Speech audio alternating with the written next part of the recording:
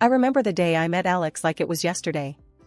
I was at this little dive cafe, minding my own business, sipping on the cheapest coffee they had, trying to make sense of my scattered thoughts and plans. That's when he walked in, like a scene straight out of a movie, except there were no dramatic lights or music, just the sound of the bell above the door and the smell of stale coffee mixed with his aftershave. "Is this seat taken?" he asked, pointing to the chair across from me with a smile that could knock you off your feet. "Looks free to me," I replied, trying to sound cool and not at all flustered by his sudden appearance. We started talking, and damn, it was like we were cut from the same cloth. He was into all the junk I was, from binge-watching the same trashy series to arguing about the best pizza topping. It's pineapple, fight me. Fast forward a bit, and we're dating. Not just casual meetups, but the real deal. It felt like I'd known him my whole life, and before we knew it, we were talking about getting hitched. That's when the drama started. His parents, let me tell you, were something else. The first time I met them, it was like walking into a lion's den wearing a meat dress. They had this way of smiling while sizing you up, like they were deciding whether you were worth their time or not. "So, you're the girl Alex can't stop yapping about," his mom said, her voice dripping with something that was definitely not warmth. "Guilty as charged," I shot back, trying not to let her see she got to me. They laid down the law pretty quick, telling us we needed to sign a prenup. Now, I ain't no gold digger, and I sure as hell don't need anyone's money, but that rubbed me the wrong way. "I'll sign your prenup," I told them. "But I've got one condition. If one of us cheats, the cheater pays up $100,000. Alex looked like I'd slapped him with a fish. "Babe, I'd never cheat on you," he said, all wide-eyed and serious. Yeah, well, my ex said the same thing before I caught him with his pants down, literally. "So, it's this or nothing."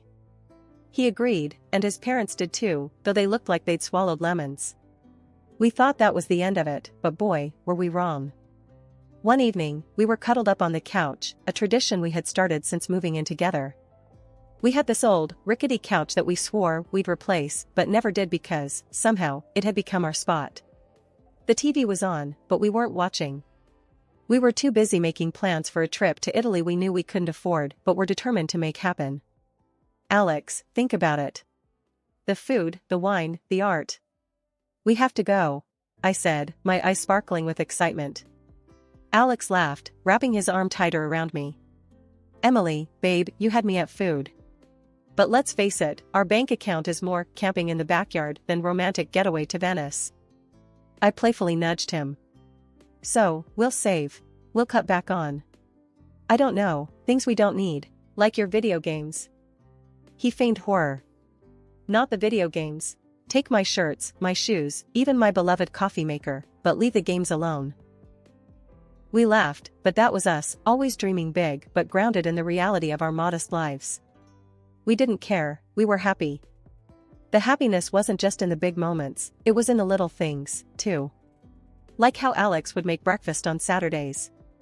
He couldn't cook to save his life, but he'd somehow mastered the art of scrambled eggs and toast, which he'd serve with a side of his terrible coffee. I loved those mornings. "Hey, I'm thinking scrambled eggs today, what do you think?" he'd ask, already heading to the kitchen. "Only if you promise not to burn the toast this time," I'd call out, followed by, "And I'm making the coffee." One day, the topic we had been avoiding came up. We were doing dishes together, a mundane task that somehow felt special because we were doing it together. "Emily, we need to talk about, starting a family," Alex said, breaking the comfortable silence. I paused, a plate in hand. "I know. It's scary, isn't it? What if we can't?" Alex turned to me, drying his hands on a towel. "Then we'll deal with it, together. But we won't know until we try, right? I mean, how hard can it be?" I laughed, a mix of nerves and love. Famous last words, babe. But that's how it was with us.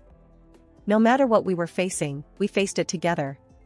Even when his mom started dropping not-so-subtle hints about grandchildren every chance she got, we took it in stride. "Emily, darling, when are you going to give me some grandbabies? You're not getting any younger, she'd say, her voice sweet but the message anything but. I'd bite my tongue, smile, and say, "We're working on it, aren't we, Alex?" And he'd jump in, "Yeah, Mom, lay off, will you?" These things take time. But as the year went on, the pressure started to build, not just from his mom, but from within. We wanted a family, but it wasn't happening as easily as we had hoped. Ever since Judy found her new hobby of making my life a living hell, our home turned into a battleground, and the main weapon was her sharp tongue.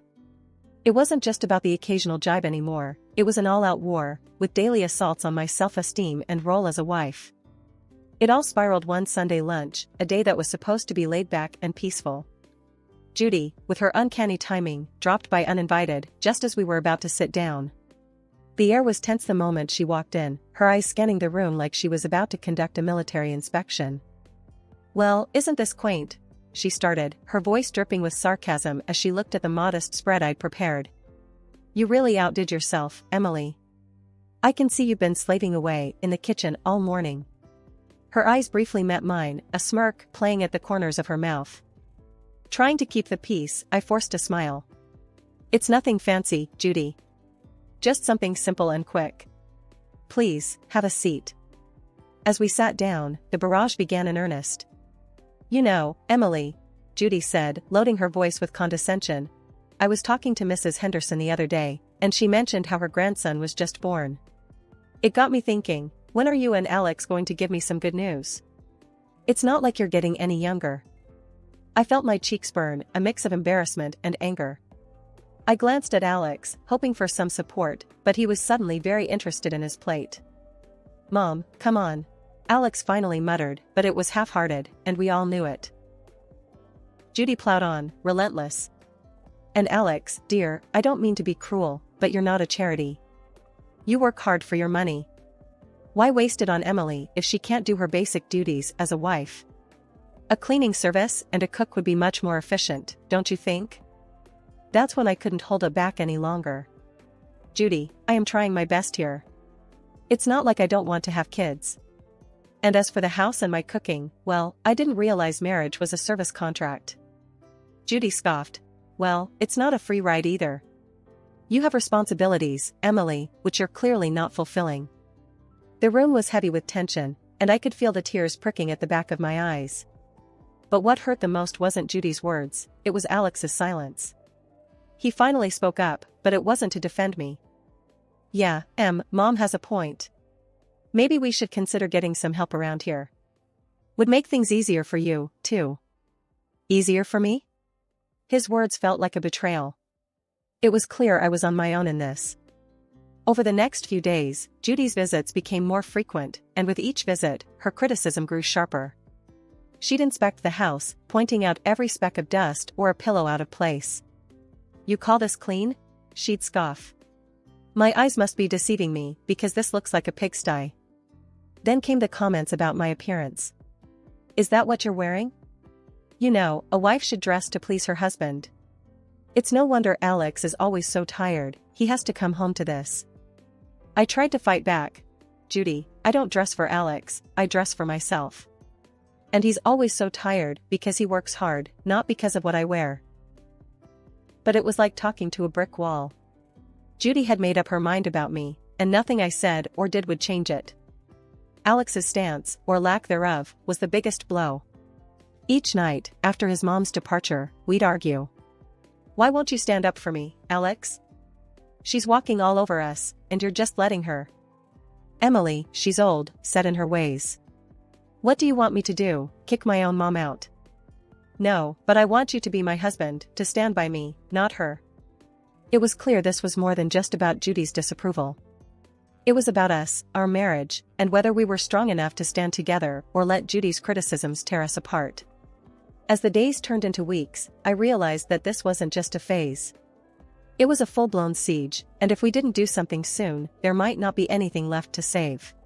Things between me and Alex had been icy since Judy ramped up her campaign of critique. But it wasn't just the home front that was feeling the strain. Alex himself had started acting weird, and not in a "he's just stressed at work" kind of way. It was something else, something that made my stomach twist in knots. It started with the phone calls. Alex had always been pretty open about his phone, we didn't keep secrets from each other. But then, he started stepping out of the room every time he got a call. And it was always the same caller ID, John Work. "Who's John Work?" I asked one evening, trying to keep my voice casual. Alex flinched, a telltale sign that he was on edge. Oh, just a new guy at the office. Lots of questions, you know? But it didn't stop there. Alex, who was as far from a fashionista as you could get, suddenly started caring about his appearance. Gone were the days of graphic tees and worn-out jeans. Now, it was all crisp shirts and slacks. And cologne, he was using cologne now. Since when did he care about smelling like a department store? What's with the new look, Alex? Got a job interview or something? I joked one morning, watching him comb his hair in a way I'd never seen before. He just smirked, a little too quickly. Just felt like changing things up. No harm in that, right? And the late nights at work, they were becoming a regular thing. Another long one, babe? I'd text, trying not to sound too needy. Sorry, Em. This project is killing me. Won't be late, I promise. He'd text back, but the clock would tick well past midnight before I heard his keys in the door. I tried to shake the feeling that something was off, but it clung to me like a shadow. That's when I decided to hire a private detective. It felt like something out of a bad TV show, but I had to know for sure. The evidence came in a plain brown envelope, the contents as damning as they were heartbreaking. Photos of Alex with another woman, their intimacy undeniable, captured in frozen moments that shattered our years together. But it was the recording that cut the deepest. Their conversations, filled with endearments and plans, left no room for doubt. They were in love, or at least, he was with her. I sat there, the evidence spread out in front of me, a cold realization settling in. This was it, this was the proof that could anchor me in a stormy divorce, should it come to that. Photos that caught moments stolen from our life together, and words that betrayed every "I love you" he had ever whispered in my ear. But I kept it all a secret, a painful burden I chose to carry alone. I wasn't ready to confront him, not yet. I needed a plan, a way to navigate the wreckage of our marriage with my dignity intact. The following days were a blur. Alex continued his charade, and I played along, the perfect wife with a smile plastered on my face and a heartbreaking silently. Our conversations became a dance around the truth, each word measured, every laugh forced. Everything okay, Em? You've been quiet, Alex would ask, his concern seemingly genuine. Yeah, just tired, you know? Work's been crazy, I'd reply, the lie tasting bitter on my tongue. It was just another mundane day, or so I thought, until I stumbled upon a conversation that would change everything. There I was, passing by the slightly ajar door to Alex's office, when their voices caught my attention. It was Alex and his mother, Judy, and they weren't just chit-chatting. The tone was serious, heavy with intent. I'm telling you, Mom, I can't do this anymore. It's not just about the kids, I've lost all feeling for Emily. It's like we're roommates, not husband and wife. Alex's voice, strained and tired, floated through the gap. Judy's voice, ever so sharp, replied, Well, of course, you feel that way. She's not given you a child, and let's be honest, what else has she brought to this marriage? But let's not be hasty. My 70th birthday is coming up, and we wouldn't want to miss out on a generous gift from her, now would we? The cynicism in her voice was like a knife twisting in my gut. They were plotting against me, using me until they deemed it convenient to throw me aside. And after we get a nice, expensive gift, we can kick her to the curb, right? Alex said, his voice cold and calculating. Exactly, dear. Just bide your time a little longer, Judy confirmed, her voice dripping with malice. I stood there, rooted to the spot, a mix of shock and anger boiling inside me. They were planning my exit from this family as casually as one would plan a grocery list. The hurt was deep, but it sparked something else in me, a burning desire for revenge. They thought they could use me, discard me at their convenience? I'd show them I wasn't just some pawn in their twisted game. A few days later, during a family dinner that felt more like a farce than a meal, Judy brought up her upcoming birthday. With the same smirk that I had come to despise, she leaned in and asked, So, Emily, dear, what are you planning for my birthday? Something special, I hope. I met her gaze, my face a mask of calm. Actually, Judy, I was thinking of throwing you a dinner at the city's most luxurious restaurant. A night you won't forget. Her eyes lit up with greed, and she exchanged a quick, satisfied look with Alex. They thought they had me cornered, but little did they know, I was already 2 steps ahead. Oh, Emily, that sounds delightful. Just close family, you know. Keep it intimate, Judy said, her voice oozing fake sweetness. Of course, Judy. It'll be our pleasure, I replied, the words tasting like ash in my mouth. The weeks leading up to Judy's 70th birthday felt like a slow march towards D-Day. Every smirk from her, every indifferent shrug from Alex, fueled my resolve. The plan was simple yet bold, just like the movies: host a lavish dinner at the city's most luxurious restaurant under the guise of a loving gesture, then drop the bombshell. But, like any good plot, the devil was in the details. The night before the party, the tension at home was palpable. Alex, oblivious to the storm brewing, was casually lounging on the couch, scrolling through his phone. "Everything set for tomorrow?" he asked, not looking up. "Oh, you could say that," I replied, my tone light, belying the turmoil inside. The day arrived, and as guests started to fill the opulent dining room reserved for Judy's celebration, the air was thick with anticipation. My heart raced, not from nerves, but from the adrenaline of what was about to unfold. Judy, ever the queen bee, basked in the attention, lavishing in the luxury of her surroundings. "Oh, Emily, you've outdone yourself. This place is exquisite," she exclaimed, her voice loud enough for nearby tables to hear. As we all settled in, the meal proceeded with the kind of forced merriment that comes with such family gatherings. Laughs were shared, stories exchanged, and then, as the dessert plates were cleared away, the waiter approached with the final act of the evening, the bill. He leaned in, discreetly informing us the dinner cost was $3,000. Without missing a beat, I handed over my card, the gesture unnoticed by most. It was then Alex, with a smirk that didn't reach his eyes, decided to drop his bombshell. "Emily, I think it's time everyone knew. I'm tired of this, of us. I want a divorce." The words hung in the air, a toxic cloud that seemed to suffocate all other noise in the room. Before I could even process the full weight of his statement, Judy piped up, her voice sharp and unforgiving. "Well, then. Since that's out in the open, I think it's best you leave, Emily. We're celebrating family tonight, and well, you're no longer part of it." The room went deadly silent. Every eye was on me, waiting to see how I'd crumble. But I didn't. With a calm I didn't feel, I stood, nodded, and walked out without a word. The cool night air hit me like a slap as I made my way home, the finality of everything that had happened washing over me in waves. By the time I reached his apartment, a plan formed. I packed my essentials, the numbness giving way to a cold resolve. This was it. The end of one life and the start of another.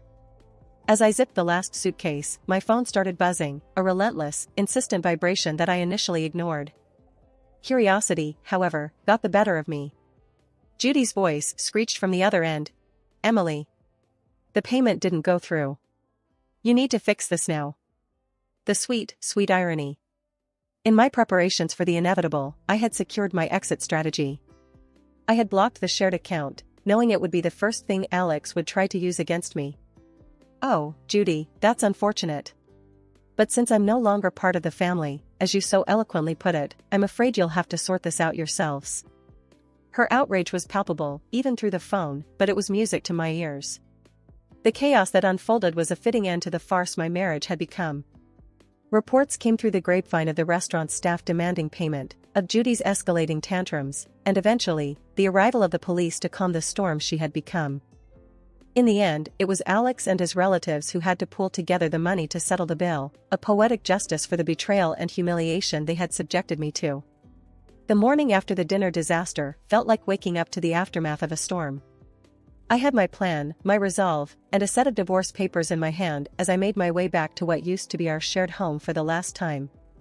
The moment I stepped through the door, the air crackled with tension, thick enough to cut with a knife. Alex and Judy were there, looking like they'd been arguing. The sight of me seemed to unite them in hostility. "You've got some nerve showing up here after last night," Alex spat out, his face a mix of anger and disbelief. Judy, ever the viper, was quick to add her poison. "Ungrateful wretch. You've embarrassed us in front of the whole city. Do you know how humiliating it was to have the police calm me down? People were laughing, filming. I met their fury with a calm I didn't feel." "Embarrassed? You think that's your biggest problem right now?" I tossed the divorce papers on the table, the photos of Alex's infidelity on top. You should be more concerned with this. The color drained from Alex's face as he picked up the photos, his mother peering over his shoulder. Their outrage turned to shock, then to panic as they realized the extent of what I had. And let's not forget the prenup, shall we? I continued, my voice steady. You cheat, you pay. $100,000, to be exact. Judy's face twisted into a snarl. You wouldn't dare. You can't do this to us. Oh, but I can. And I will. My tone was cold, final. Alex, the reality of the situation finally dawning on him, switched tactics. Please. Let's talk about this. We can fix it. I couldn't help but laugh, bitter and hard. Fix it? You think you can just undo everything with a few words? No, Alex. It's done. Judy, ever the manipulator, tried a softer approach, her voice dripping with faux concern. Emily, darling, think about what you're doing. This will ruin us. That ship has sailed, Judy. You should have thought about that before. The begging turned to pleading, their words a desperate scramble to salvage what they could. But my mind was made up. I was done being the victim, done with their lies and manipulations. In the end, Alex had no choice but to borrow the money from his parents to pay me. As I left that house for the last time, check in hand, I felt a weight lift off my shoulders. After everything went down, I used the payout from Alex to put a down payment on a small but cozy place of my own.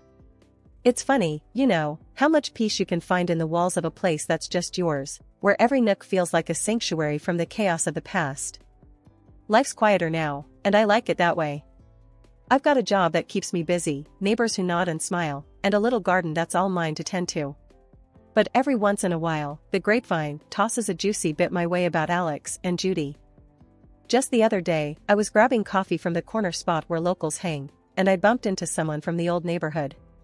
After the usual pleasantries, they leaned in, voice dropping to a conspiratorial whisper. Hey, have you heard about the latest drama with your ex and his mom? They asked, eyes gleaming with the thrill of gossip. I couldn't help but raise an eyebrow, a mix of curiosity and detachment taking hold. Can't say that I have. Do tell. Well, they started, clearly savoring the moment. It seems Judy's not too pleased with Alex's new girlfriend. Word is, they've been at it like cats and dogs. Makes your situation look like a walk in the park. The conversation moved on, but as I walked away, coffee in hand, I couldn't shake the feeling of utter relief. There was a time when news like that would have sent me spiraling, but now? Now it was just another piece of someone else's story. These days, my biggest concern is whether my tomatoes will ripen before the squirrels get to them or if I'll ever get the hang of yoga without looking like a newborn deer on ice. Life's simpler, quieter, and infinitely sweeter on this side of chaos.